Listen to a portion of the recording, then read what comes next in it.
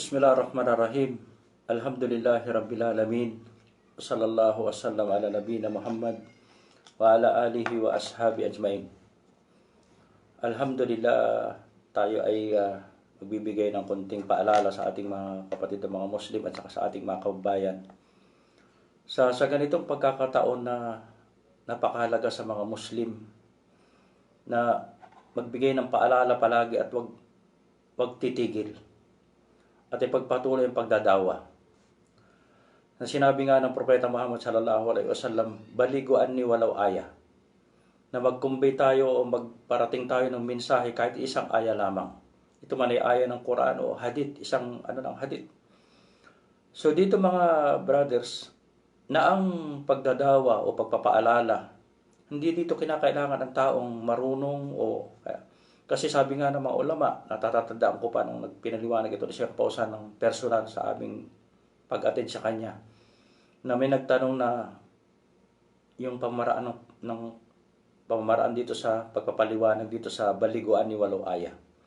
So dito, yung halimbawa aya ng Quran o hadith, yung tao na mayroong kakayahan magpaliwanag o mag-explain, so ipaliwanag niya sa abot ng kanyang kakayahan. At yun namang walang kakayahan, so hindi niya kailangan magpaliwanag. Alam mo, kung siya naman ay basahin niya lang yung aya o hadith, o kaya naman sa pamamaraan ng pagsusulat, i-type, at ito ay i-share. So, ngayon brother, talagang napakahalaga ng ang mga tao nalilito, hindi na alam kanilang gagawin, sila ay natatakot, sila ay nakakamba. So, napakahalaga ngayon napakahalaga, ito ay isang napakalaking pagkakataon na tayo binigyan ng Allah Subhanahu wa Ta'ala ng pagkakataon na makapagdawa. So kaya, wag tayong titigil, wag tayong sasabihin ng iba kasi hindi ako marunong, wala akong kakayahan. So hindi kailangan dito ang marunong. Kailangan natin mag-convey kasi, halimbawa sabihin natin, wag lang natin papasukan yung mga patwa, yung mga patwa na ang may karapatan nito ang mga ulama, hindi.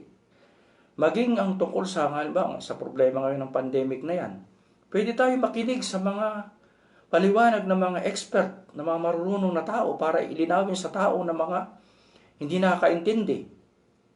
Kung pansinin ninyo, makailang araw lang nakalipas, may mga kapatid tayo mga Muslim sa parting India na isang markas na sila, sabi lang, walang aya sa Quran, walang hadith na sinasabing itigil tayo o yung tinatawag na quarantine o yung So yan ay jahal, yung tinatawag nating kamangmangan. Kaya tinawag nga sila na nakakalungkot, tinawag sila ng mga journalist o ng mga nagbabalita na sila ay ignorant. So ang Islam, ito ay base sa kaalaman. Nabanggit sa atin ng Allah sa Quran na sumunod tayo sa ating pinuno. Maging kapag ang pinuno sa ating bansa ay hindi Muslim, pero kung ito naman ay makakabuti sa ating kaligtasan, sa ating buhay, sa kapakanan ng karamihan, so dapat tayong sumunod. Huwag nating ipairalin yung ating katigasan ng ulo at kawalan ng kaalaman. So kaya napakahalaga sa Muslim kahit isang aya lamang, isang hadith, na magpaalala, hindi yung iba, o kaya wag tayo magsasawang mag-share ng mga sinusulat ng mga kapatid natin, mga Muslim. Kaya ngayon, yung mga kapatid natin, na mga nananawagan ako sa mga kapatid natin, na mga nasa dawa, wag kayong titigil, wag kayong sabi nga ng Allah Subhanahu wa Ta'ala sa Quran, unang-una sa lahat, Udu ila sabili rabbika bil hikmah wal mau'idatil hasana wajadilhum billati hiya ahsan. Kapag may nakita kayo na minsan nakulong na mga tao naghahanap ng kasagutan, pwede kayo mag-share. Pwede kayo unang-una sa lahat na linawin talaga natin ang tamang paniniwala, ang tauhid ng Allah Subhanahu wa Ta'ala. Tsaka sa panahon ngayon, yung tungkol sa qadar, natanggapin natin ang tadhana. Ang tadhana na ipinadala ng Allah Subhanahu wa Ta'ala. So hindi natin kailangan maging mahusay, maging magaling na tagapagsalita. Kailangan nating i-convey natin ang mensahe ng Islam. Ang isang aya ng Quran, kapag ito ay narinig ng tao, hindi natin kailangang, halimbawa sabihin natin, natatakot ako, baka wala makinig sa atin. O, isang tao lang ang makatanggap ng ating mensahe. Sabi ng Propeta Muhammad sallallahu alaihi wasallam, kapag may isang taong gabayan ng dahil sa iyo, khairun laka min humri na'am. Ito ay napakalaking bagay sa iyo, napakalaki ng gayong gantimpala, katulad ng isang humri na'am, isang pulang kamel. So kaya wag tayong mangamba, wag tayong mag-alala. magbigay tayo ng, kahit hindi tayo, i-share natin, mag-type tayo ng isang aya, mag-type tayo ng isang hadith. Kung may nakita talaga tayong napakahalaga, kahit ulit-ulitin natin itong i-share sa mga kapatid nating Muslim, sa mga tao. So ang mga tao ngayon ay naghahanap talaga ng gabay. At ang Quran, ang tanging gabay na makakapagligtas sa tao sa kanyang pag-aalinlangan, sa kanyang pangamba, sa kanyang pagkabalisa. Ito ang tutugon sa kanyang problema ngayon sa panahon na ito. So yung mga tao, natatakot mamatay, sila ay natatakot sa virus, meron naman iba natatakot sa gutom. So ito ay pagkakataon na wag nating palampasin, mga kapatid nating. Sabi naman ng iba, hindi ako karapat dapat magdawa kasi ako'y makasalanan. So walang taong hindi nagkakasala, maliban sa mga propeta na isinugo ng Allah Subhanahu wa Ta'ala. Kahit tayo ay nagkasala, magbalik loob tayo sa Allah, humingi tayo ng tawad at magpatuloy tayo sa ating pagdadawa.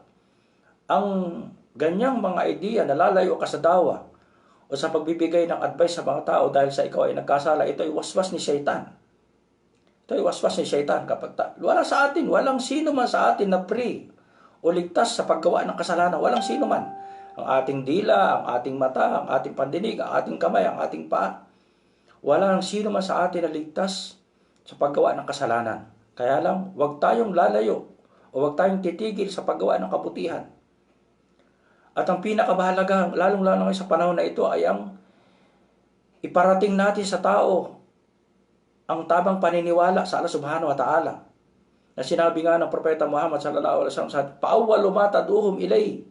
Ang unang-unang dapat na dawa o inyong panawagan, ang iparating ninyo sa tao na